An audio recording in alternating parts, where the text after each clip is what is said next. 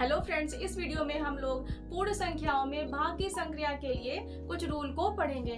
आपका first rule है विभाजन की संक्रिया पूर्ण संख्याओं के लिए समवरक नहीं है। इसका मतलब ये हुआ अगर आपको दो पूर्ण संख्याएं दी जाती हैं और आपको जब डिवाइड करना होगा तो हमेशा आपको रिजल्ट पूर्ण संख्या नहीं मिलेगी।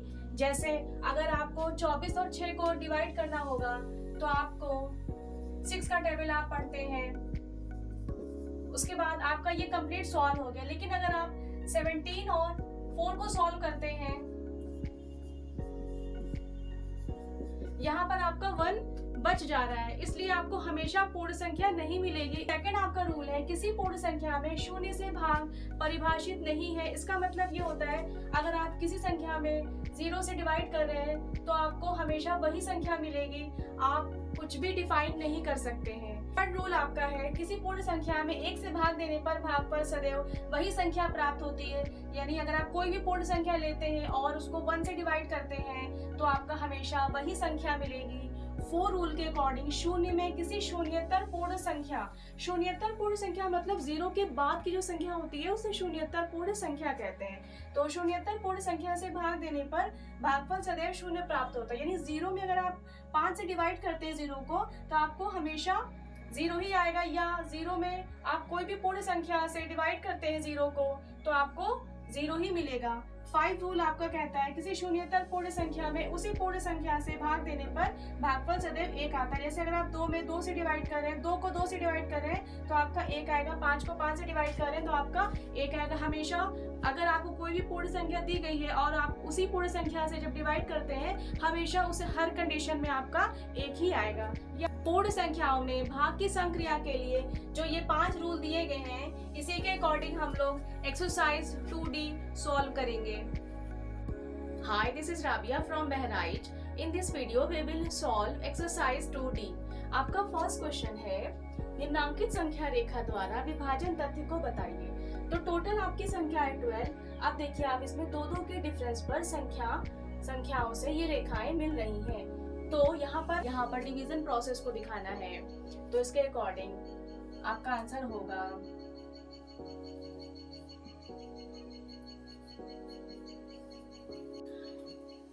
सेकंड क्वेश्चन आपका दिया है 21 डिवीजन 3 इज इक्वल टू 7 के संगत गुणात्मक तथ्य 3 × 7 इज इक्वल टू 21 है, अतः निम्नांकित तथ्यों के संगत गुणात्मक तथ्य बताइए।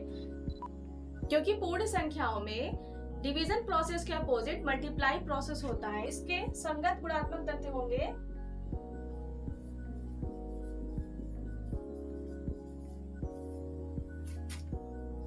8 × 7।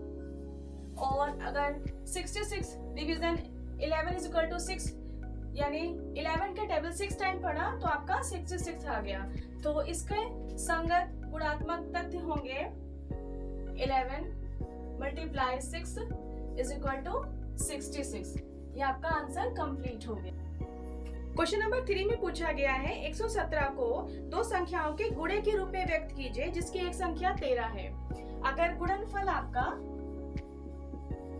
117 है और अगर आपकी एक संख्या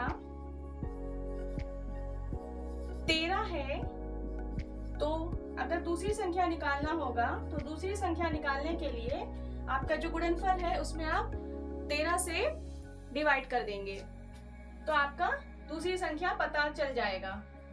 अब हम इसमें 13 का डबल पढ़ेंगे 9 टाइम्स तो आपका आ जाएगा 117। तो आपका दूसरी संख्या हो गया 9 और पहली संख्या हो गया 13। ये आपका आंसर कंप्लीट हो गया।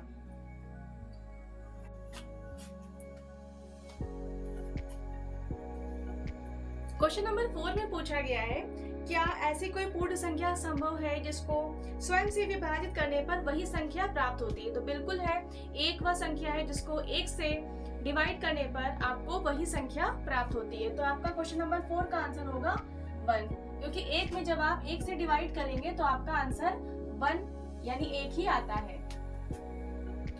क्वेश्चन नंबर 5 में पूछा गया क्या दो विभिन्न शून्येतर पूर्ण संख्या, मतलब 0 के बाद से जो संख्याएं होती हैं उन्हें शून्येतर पूर्ण संख्या कहते हैं, के लिए पहली संख्या को दूसरी संख्या से विभाजित करने पर और दूसरी संख्या को पहली संख्या से विभाजित करने पर समान भागफल प्राप्त होता है? ऐसा नहीं है, क्योंकि अगर आप मान लीजिए कोई भी संख्या लेती है, मान लीजिए हमने 24 और 6 लिया, जब आप 6 के टेबल से इसको सॉल्व करेंगे तो 4 टाइम्स में हो जाएगा आपका। लेकिन अगर आप 24 का टेबल यूज करते हैं 6 को सॉल्व करने के लिए, फिर आपको यहाँ पे सॉल्व करने के लिए यहाँ पे 0 बढ़ाना होगा पॉइंट लगाकर, उसके बाद आप 2 टाइम्स ले जाएंगे, फिर इस पॉइंट से 0 बढ़ाएंगे, फिर आप 5 टाइम्स ले जाएंगे, तो आपका आंसर चेंज हो जाएगा। यहाँ पर 0.25 है और यहाँ पर 4 आंसर है। दोनों एग्जाम्पल देखकर हम लोग कह सकते हैं कि पहली संख्या का दूसरी संख्या से भाग देने पर और दूसरी संख्या का पहली संख्या से भाग देने पर भागफल समान नहीं होता है।